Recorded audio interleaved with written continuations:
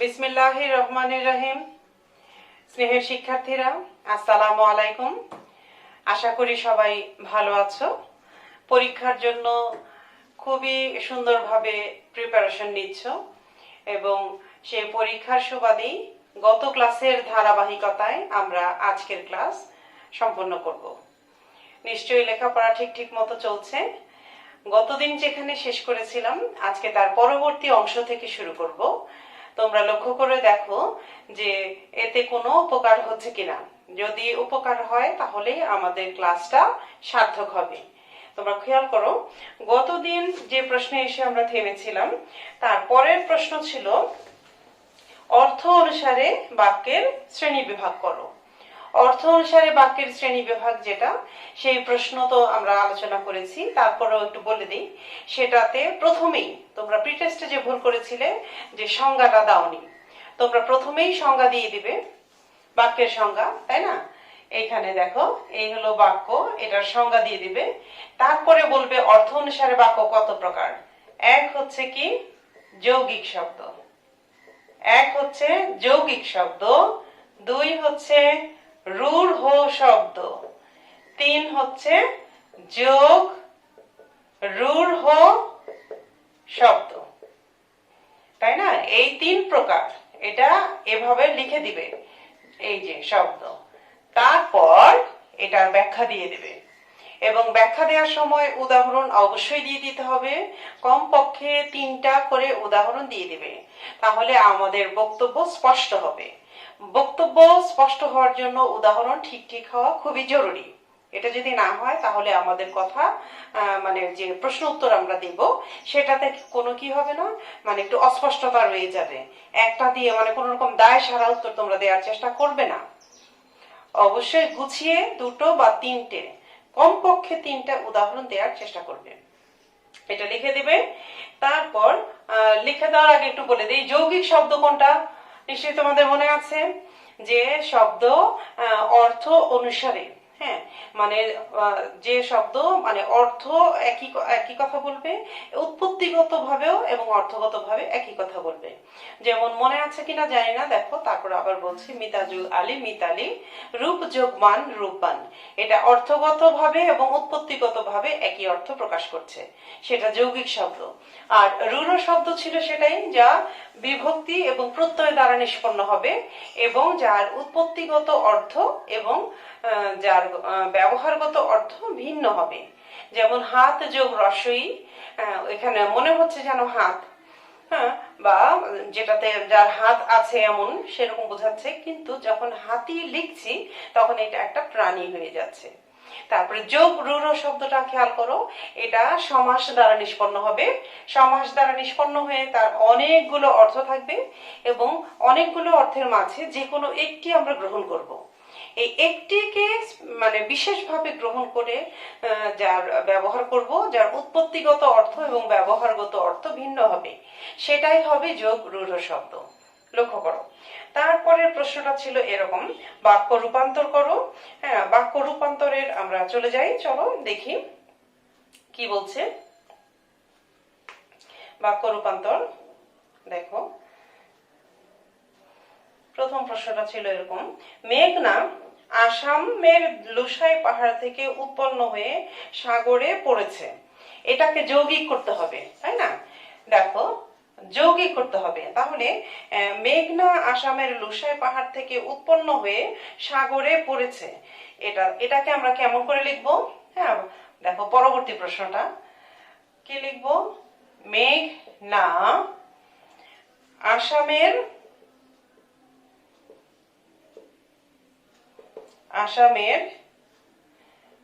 লুসাই পাহাড় থেকে উৎপন্ন হয়ে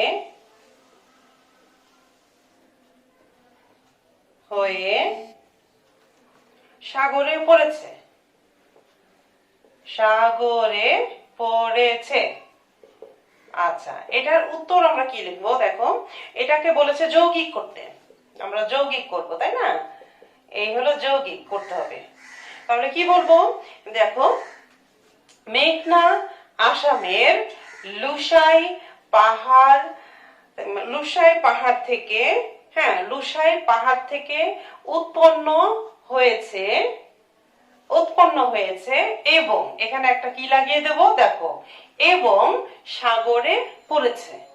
যদি এই উৎপন্ন হয়ে জায়গাটা হয়েছে লাগিয়ে দেই এবং এখানে একটা এবং লাগিয়ে দেই, তাহলে কিন্তু দিব্যি এটা যৌগিক বাক্য হয়ে যায়। পরের বাক্যটা আমরা দেখি কি বলেছে, তুমি যা বললে তা অসত্য। তুমি যা বললে তা অসত্য। এটাকে করতে হবে সরল। দেখো, এটাকে সরল করতে বলা হয়েছে। সরল করতে বললে আমরা যদি বলি তুমি যা বললে তা অসত্য, এখন এই যা বললেটাকে আমরা যদি চেঞ্জ করে বলে দেই যে তোমার, দেখো তুমিটাকে আমি চেঞ্জ করে ফেলি, তোমার বলা কথাটা অসত্য। এই যে যা, এই যে তা, এটাকে কি করে দেব, বাদ দিয়ে দেব। তাহলে আর তুমিটাকে চেঞ্জ করে ফেললো, তোমার বললেটাকে বলে দিয়ে দিলাম, তোমার বলা কথাটা, যা বললে সেটাকে চেঞ্জ করে দিয়ে দিলাম, তোমার বলা কথাটা অসত্য, হয়ে গেল সরল। এরপরে দেখো, মানুষ অমর নয়। মানুষ অমর নয়, এটাকে করতে হবে কি বাক্য, মানুষ অমর নয় অস্তিবাচক বাক্য করতে হবে, মানে হ্যাঁ বোধক। অস্তিবাচক মানে হ্যাঁ। মানুষ অমর নয়, এর নয় বাদ দিতে হবে, ঠিক আছে, নয় বাদ দিতে হবে, অমরের একটা বিপরীত শব্দ দিতে হবে। কি দিয়ে দিলাম, মানুষ মরণশীল। দেখো তো অস্তিবাচক হয় কিনা। মানুষ যদি মরণশীল দিয়ে দিই তাহলে সেটা অস্তিবাচক নিঃসন্দেহে হয়ে যায়। পরের বাক্যটা দেখি, দেখো কি বলেছে। পরের বাক্যটাতে দেখো কি, তিনি দরিদ্র কিন্তু সৎ। আচ্ছা, তিনি দরিদ্র কিন্তু সৎ, এটাকে বলেছে জটিল করতে। জটিল, এই জটিল করতে গিয়ে আমরা একটু কি দেব, এখানে দেখো খেয়াল করো, যদিও তিনি দরিদ্র, এটা দরিদ্র চেঞ্জ করতে হবে, তাই না, তিনির আগে একটা যদিও লাগিয়ে দিলাম, যদিও তিনি দরিদ্র কিন্তু, হ্যাঁ তথাপিও দিতে পারো, তথাপি তিনি সৎ। এভাবে যদি আমরা দিই তাহলে দেখো, এই যে যদিও দিয়ে দিলাম, কিন্তু দিয়ে দিলাম, অথবা তথাপি দিয়ে দিলাম, যে কোনো একটা, ঠিক আছে, কিন্তু বাদ, তখন এটা কি হয়ে গেল, কোন বাক্য, জটিল বাক্য হয়ে গেল। পরের প্রশ্ন দেখো, সরস্বতী বর দেবেন না। এই হলো দেবী সরস্বতী। দেবী সরস্বতী কি দেবেন না, বর দেবেন না। বর দেবেন না, সরস্বতী বর দেবেন না শব্দটি, দেখো বাক্যটি এসেছে, এটাকে করতে হবে প্রশ্নবোধক। প্রশ্নবোধক করতে হবে এটাকে, যে জায়গাটা আমাদের না রয়েছে সেই জায়গাটা না বাদ দিয়ে আমরা যদি একটা কি লাগিয়ে দেই, হয়ে যাবে কি, প্রশ্নবোধক বাক্য হয়ে যাবে। হয়ে যাবে কি, দেখো, সরস্বতী বর দেবেন কি, এই দেখো হয়ে গেল, দিব্যি প্রশ্নবোধক হয়ে গেল। তারপরেরটা হচ্ছে সে সুন্দর গান গায়, ঠিক আছে, এটাকে আমরা চেঞ্জ করে দেব হলো বিস্ময়বোধক বাক্য করব। সে সুন্দর গান গায়। বিস্ময়বোধক বাক্য করতে গেলে কি হবে দেখো, বিস্ময়সূচক, তাহলে তার আগে একটা কি লাগিয়ে দিই, বাহ, হ্যাঁ বাহ লাগিয়ে দিই, এভাবেও দিতে পারো, বাহ কি সুন্দর গান গায় সে। এই যে চিহ্নটা দিয়ে দিলাম, হয়ে গেল বিস্ময়বোধক চিহ্ন, বিস্ময়বোধক বাক্য হয়ে গেল। তারপরে দুর্জনকে দূরে রাখা উচিত। দেখো বাক্যটা, দুর্জনকে দূরে রাখা উচিত, এটাকে বলেছে কি বাক্য? অনুজ্ঞা। হ্যাঁ, অনুজ্ঞা বাক্য করতে বলেছে। যদি অনুজ্ঞা বাক্য করতে হয় তাহলে আমরা কি দিয়ে দেব? নির্দেশ, আদেশ, উপদেশ, অনুরোধ, যে কোনো একটা স্টাইলে করে ফেলি। তাহলে দুর্জনকে দূরে রাখা উচিত, এই যে এইভাবে দিয়ে দাও তো, দেখো তো অনুজ্ঞার যে কোনো একটা আইটেম হয়ে গেল। দুর্জনকে দূরে রাখো, হয়ে গেল অনুজ্ঞা। তারপরে বিড়ালকে বুঝানো দায় হইল। বিড়ালকে বুঝানো দায় হইল। হ্যাঁ, এই বাক্যটাকে কি করতে হবে? নেতিবাচক নাবোধক করতে হবে। বিড়ালকে বোঝানো দায় হইল, এই দায় হইলটাকে কি দেব? বিড়ালকে বুঝানো, এই দেখো গেল না, যদি দিয়ে দেই গেল না, তাহলে বাক্যটা চেঞ্জ হয়ে নেতিবাচক হয়ে গেল। ঠিক আছে, এরপরটা রয়েছে যে কোনো 5টি বাক্য শুদ্ধ করে লেখো।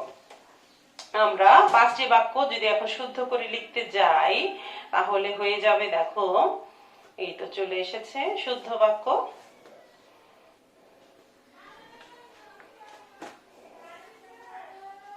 যে কোনো 5টি বাক্য আমরা এখন শুদ্ধ করে লিখবো। 5টি তো লিখবো না, আসলে লিখবো হচ্ছে সবটাই, তাই না?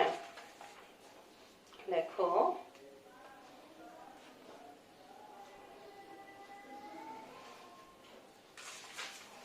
বাক্যটা যদি বের করতে হয়, পেয়েছি।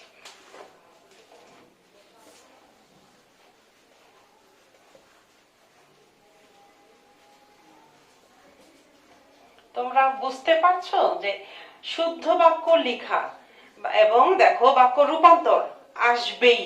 যদি আমরা প্র্যাকটিস করি আমাদের জন্য 10 নাম্বার পাওয়াটা খুব সহজ হয়ে গেল। প্রথম বাক্যটা ছিল, দেখো এটা একটা লজ্জাকর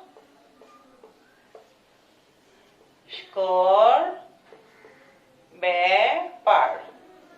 এখানে কি ভুল আছে দেখো, লজ্জাস্কর হবে না, এখানে হবে, লক্ষ্য করে দেখো, লজ্জাকর। এই যে বাক্য শুদ্ধ হয়ে গেল। আমরা যদি লজ্জাস্কর না দিয়ে, এটা না দিয়ে এখানে লজ্জাকর, তোমরা আবার এভাবে লিখে দিও না, কারণ দেখা গেছে পরীক্ষার হলে ঠিক এভাবেই লিখে দিবে, তখন আরেক বিপদ ঘটবে। লজ্জাকর ব্যাপার, এটি একটি লজ্জাকর ব্যাপার, পেয়ে গেলাম। 2 নাম্বারটি হচ্ছে কাব্যটির উৎকর্ষতা, না, মাতাহীন শিশুর কি দুঃখ? আচ্ছা দেখো, মাতাহীন শিশুর কি দুঃখ। আচ্ছা, এটাকে কি করতে হবে? ঠিক করতে হবে। দেখো মাতাহীন রয়েছে, এই জায়গাটায় আমরা কি করে দেব? মাতাহীনের জায়গায় করে দেব মাতৃহীন শিশুর কি দুঃখ। এখানে একটা আশ্চর্যবোধক চিহ্ন হবে। এরপর অশ্রু জলে, দেখো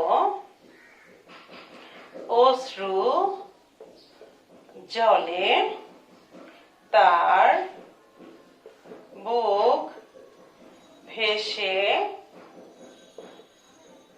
গেল। এই অশ্রু জলে যে ভুলটা রয়েছে, এখানে অশ্রু এবং জল একই কথা, তাহলে আমরা কি করে দেব? অশ্রুতে, অশ্রুতে তার বুক ভেসে গেল, সঠিক হয়ে গেল। দৈন্যতা পরেরটা, দেখো দৈন্যতা সব সময় প্রশংসনীয়, প্রশংসনীয়, প্রশংসনীয়। নহে। হ্যাঁ, এভাবে দিবা। তাহলে এটার ভুলটা কি রয়েছে? দৈন্যতা সব সময় প্রশংসনীয় নয়। এই দৈন্যতাকে আমরা কেটে কি করে দেব? লক্ষ্য করে দেখো, দৈন্যটাকে আমরা কেটে কি করে দেব? দীনতা। তখন বাক্যটা হয়ে গেল সঠিক। দীনতা সবসময় প্রশংসনীয় নহে। এরপর সকল সভ্যগণ সভায় উপস্থিত। সকল সভ্যগণ সভায় উপস্থিত ছিলেন। সকল সভ্যগণ সভায় উপস্থিত ছিলেন। এখানে কি ভুল রয়েছে দেখো, সকল যদি দেই তাহলে সভ্যগণ দেয়া যাবে না। সকল যদি দেই তাহলে সভ্যগণ দেয়া যাবে না, সেখানে হবে সকল সভ্য সভায় উপস্থিত। তারপরে দেখো পরের বাক্যটা, বিরাট গরু ছাগলের হাট। হ্যাঁ, এখানে রয়েছে। তাহলে এই গরু এবং ছাগলগুলো কি হয়েছে? গরু এবং ছাগলগুলো অনেক বড় বড়, অনেক বড় বড় বোঝাচ্ছে, তাই না? আসলে কি তাই? তাহলে কি হবে? গরু ছাগলের এই বিরাটটা চেঞ্জ করে আমরা কি দিয়ে দেব? গরু ছাগলের বিরাট হাট। হ্যাঁ, গরু ছাগলের কি হয়ে গেল? বিরাট হাট। তাহলে এটা রাইট হয়ে গেল। এর পরের বাক্যটা দেখো কি হয়েছে, খাঁটি গরুর দুধ। এই হচ্ছে খাঁটি গরুর দুধ। আচ্ছা, এখানে কি ভুল রয়েছে? গরুটা খাঁটি, দুধটা খাঁটি না। তাহলে এই জায়গাটা কি হবে? চেঞ্জ হয়ে কি হবে? সঠিক শব্দটা হবে গরুর খাঁটি দুধ। ঠিক আছে। তারপরে ৮ নাম্বারটা দেখো,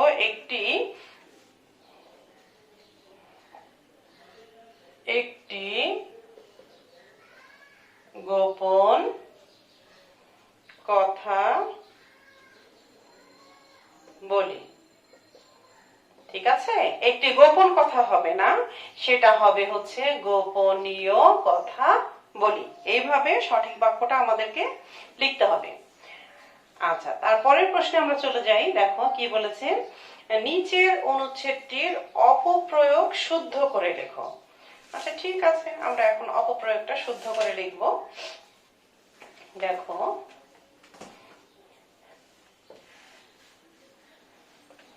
দেখো বাক্যের শুদ্ধিকরণ করলে একটা না একটা তোমরা পেয়ে যাবে।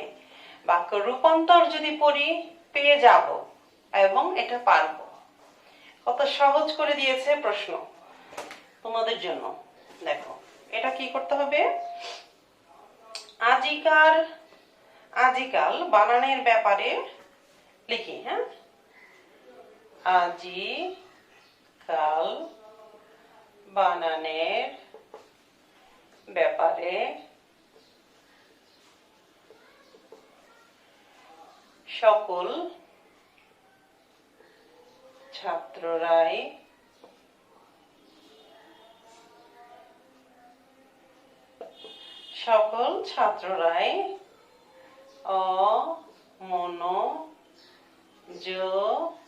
অমনোযোগী।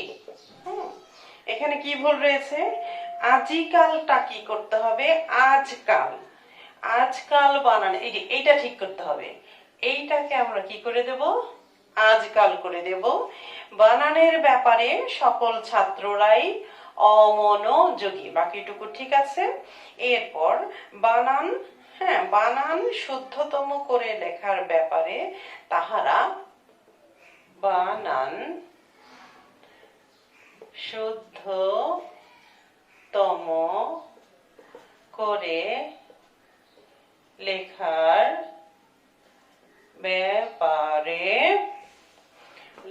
ব্যাপারে তাহারা তো সচেষ্ট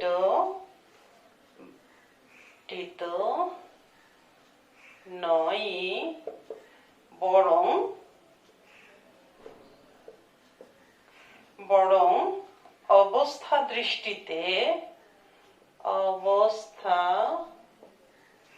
দৃষ্টিতে মনে হয় তাহারা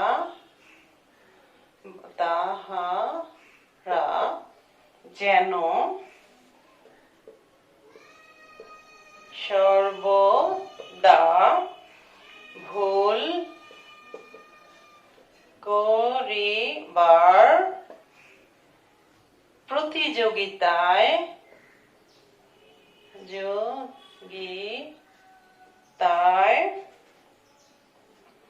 অবতীর্ণ হয়েছে। এটা অস্বীকার হবে,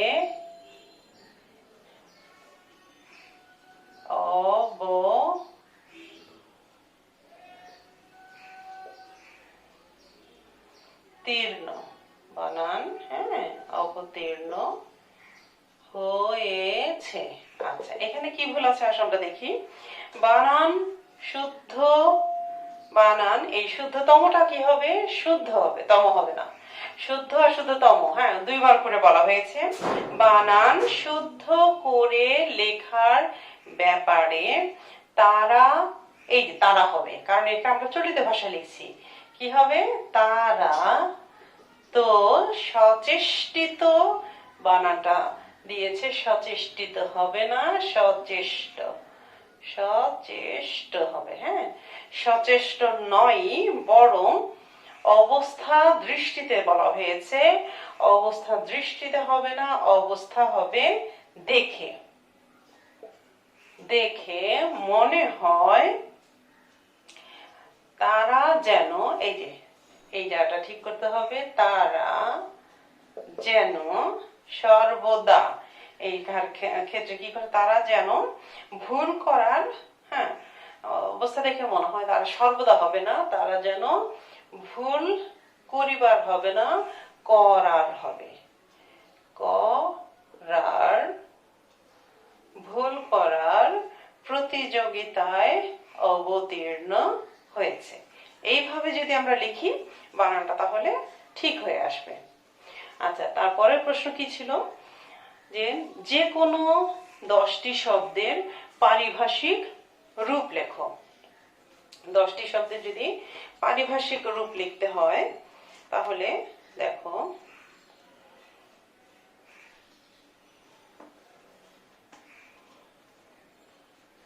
এই যে আমরা পেয়ে গিয়েছি, দেখো পারিভাষিক শব্দের রূপ, চট্টগ্রাম বোর্ড 2019। দেখো, প্রথমটা ছিল এফিডেভিট শব্দটা, তাই না?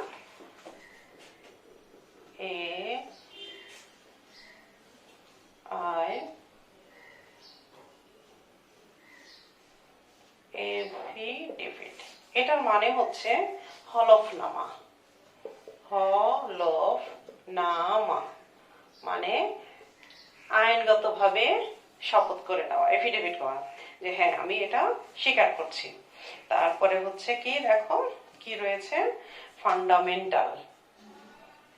এই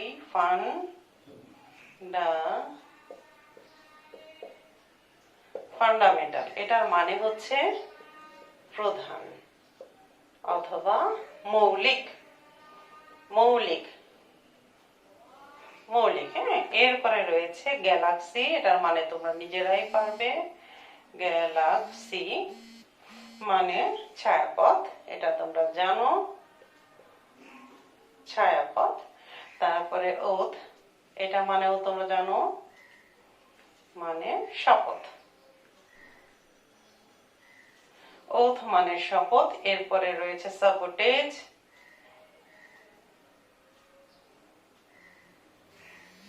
সাবোটেজ মানে হচ্ছে অন্তর্ঘাত। অন্তর্ঘাত, সাবোটেজ মানে অন্তর্ঘাত আমরা পেয়ে গেছি। এরপরে দেখো,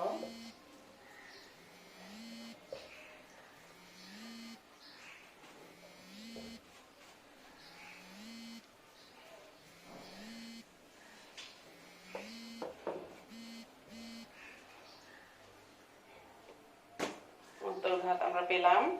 এরপরে ছিল কি, ক্যাটালগ।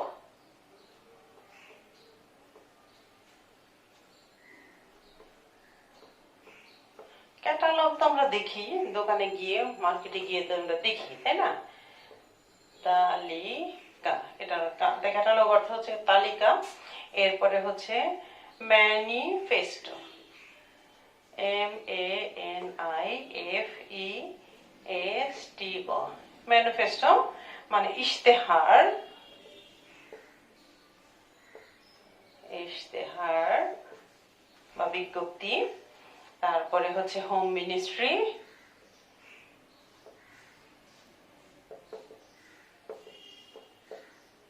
হোম মিনিস্ট্রি মানে হচ্ছে স্বরাষ্ট্র মন্ত্রণালয়, স্বরাষ্ট্র মন্ত্রণালয়। মোটামুটি আমরা একটু একটু শিখে গিয়েছি। এরপরে হচ্ছে র্যাঙ্ক মানে পদমর্যাদা, র্যাঙ্ক মানে পদমর্যাদা। এরপরে হচ্ছে নোট, এটা গতদিন আমরা পড়েছি। নোট মানে মন্তব্য, এটা লিখবো না। তারপরে দেখো সেকুলার, SECULAR, এটার একটু নতুন মানে আমরা জানি, ধর্ম নিরপেক্ষ, মানে ধর্ম নিরপেক্ষ। পেয়ে গেলাম, এখানে মাত্রা হবে না, ধর্ম নিরপেক্ষ। এরপরে কোড মানে হচ্ছে সংকেত, এটা তোমরা জানো, সংকেত, সংকেত পেয়ে গেলাম। এরপরে কোয়ালিটি, এটাও মানে তোমরা জানো, কোয়ালিটি মানে গুণ। ফাইল, এটা তোমরা পারো, ফাইল মানে নথি। থিওরি, থিওরি মানে হচ্ছে তত্ত্ব, এটাও তোমরা জানো, তত্ত্ব। এরপর এটা হচ্ছে বায়োডাটা, এটা মানেও তোমরা জানো, এটা আমরা পড়িয়েছি। জীবন বৃত্তান্ত, এটা আমরা পড়িয়েছি, তোমরা এটা পড়ে নেবে। তারপরের কোশ্চেনটা ছিল হচ্ছে অনুবাদ, তাই না? অনুবাদটা তাহলে বের করে ফেলি। দেখো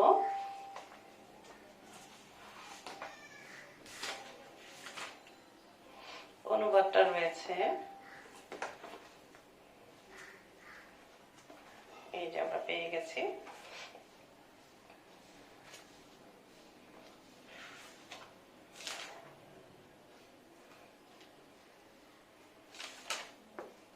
অনুবাদটা হচ্ছে man can not live alone, man can not live alone, এটা তোমরা পারো, এটা তোমাদের কাছে একেবারেই চেনা জানার মধ্যে একটা অনুবাদ, man can not live alone. দেখো man can not live alone, সরাসরি যদি আমরা অনুবাদটা দিয়ে দিই এটা কিন্তু ভুল হবে। যদি আমরা লিখি মানুষ ক্যান নট পারে না, লিভ বাঁচতে, এলোন একা, এভাবে যদি দিই অর্থ কিন্তু হবে না।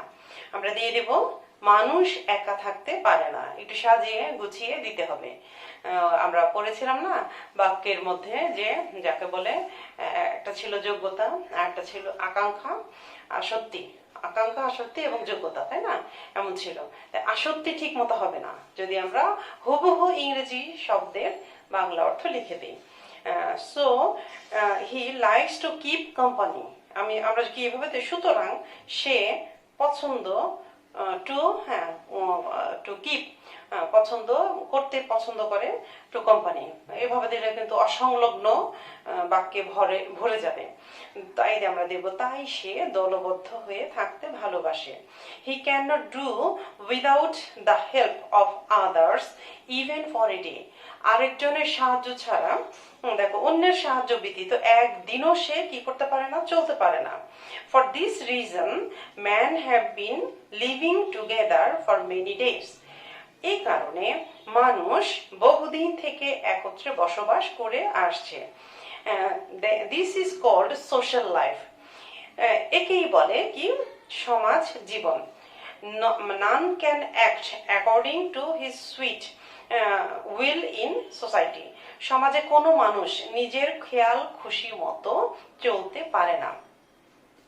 এইভাবে যদি আমরা আমাদের প্র্যাকটিস চালিয়ে যাই তাহলে দেখবে প্রশ্ন উত্তর দেওয়া কোনো ব্যাপারই না, আমরা মোটামুটি শিখে গেলাম। দেখো বাক্য রূপান্তর এবং বাক্যের শুদ্ধিকরণ আসবেই, এটা যদি আমরা প্র্যাকটিস করি আমরা পেরে যাবো ইনশাল্লাহ।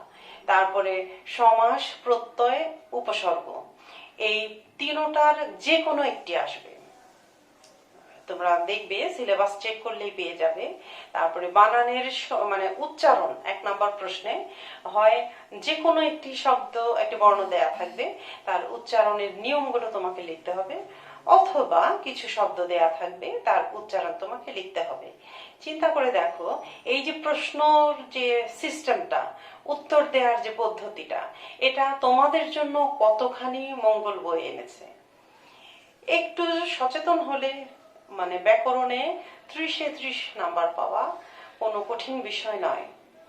আমরা আগামী দিন কেমন করে দরখাস্ত লিখতে হবে ফাইনাল ভাবে দেখব, তারপরে প্রতিবেদন কেমন করে লিখতে হয় একটু দেখিয়ে দেওয়ার চেষ্টা করব, তারপরে ডায়লগ বা সংলাপ কেমন করে লিখতে হয় একটু দেখিয়ে দেওয়ার চেষ্টা করব। আজকে আপাতত এখানেই বিদায় নিচ্ছি।